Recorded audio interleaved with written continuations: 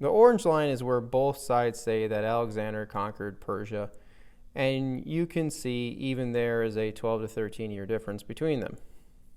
Now, conventional chronology would say here's how the post-exilic biblical books would line up with the Persian period, or Persian kings, that is. Rabbinic chronology has the book of Esther coming after Ezra 1 through 3.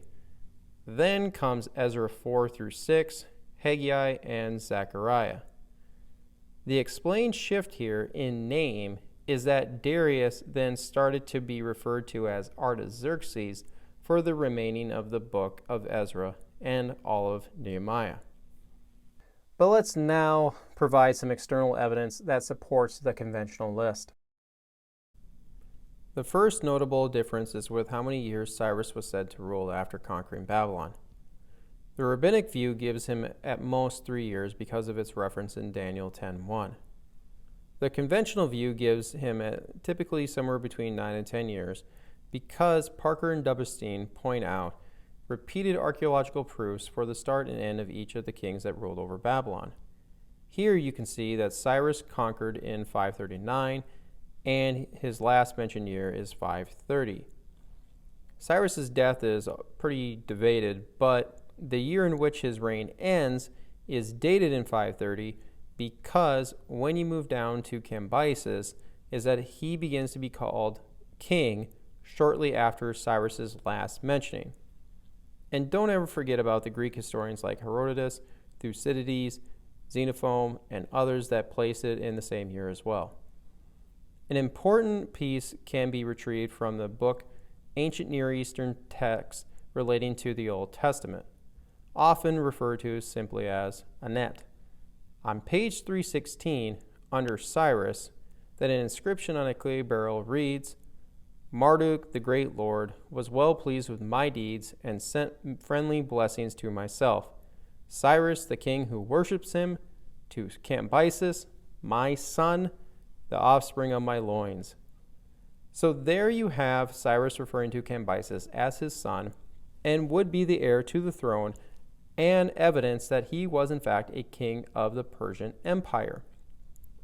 So, under the rabbinic view, he didn't even exist. So they're wrong again. Then you have Smyrna in the list for only 7 to 9 months typically. Again, you can refer to the Babylonian chronology book for dates, but the one piece of evidence that we should all lock into our heads is the massive Behistun inscription done by Darius the Great. On there are descriptions of 19 battles conducted by Darius the Great, with the last one in December of 521 BC. Looking closer is that you see Darius standing on one of his defeated foes. An inscription there reads, This is Gamada, the Magian. He lied, saying, I am Smyrtus, the son of Cyrus, I am king. Again, there are alternative views on this. Maybe that Darius was lying and that it really was Cyrus' second son, or, as he said, an actual imposter. Regardless, is that there are multiple accounts saying that Cyrus had 2 sons and that he, or an imposter, ruled for the short period of time between Cambyses and Darius the Great. Now, the last 3 have another big difference to them, and it involves who is whose actual father. The rabbis are not going to bring up that kind of information because they have Ahasuerus as possibly being Cyrus's son and Darius being the son of Ahasuerus. Back on the Behistun inscription is that Darius gives his lineage. And the reason why is because he wasn't Cyrus's son, but needed to prove that he was of royal descent. So his genealogy demonstrates that he is a descendant of the Achaemenid family. He describes that, and also that he is the 9th king of this royal family.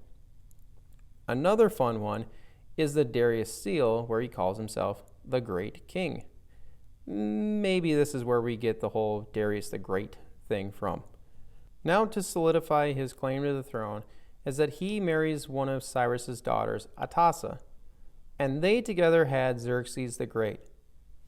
How we know that Xerxes is the son of Darius is by going back to Anet and their reference to an Akkadian tablet that reads, I am Xerxes the Great, the only king, the king of all countries which speak all kinds of languages, the king of this entire big and far-reaching earth, the son of King Darius, the Canaanian, a Persian, son of a Persian, and an Aryan of Aryan descent. So you have Xerxes saying that Darius was his father.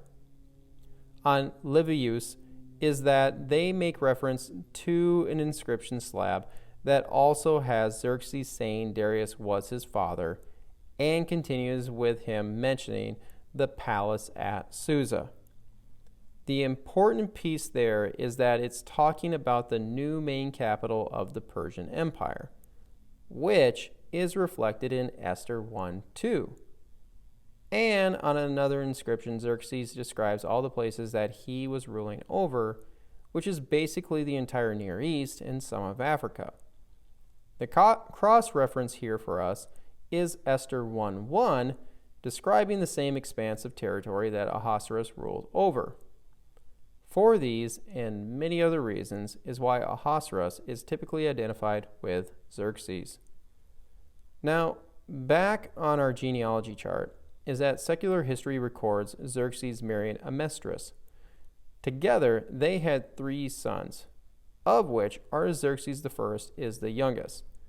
The 2 older brothers were either killed by the same assassin of Xerxes, or possibly Artaxerxes did it himself.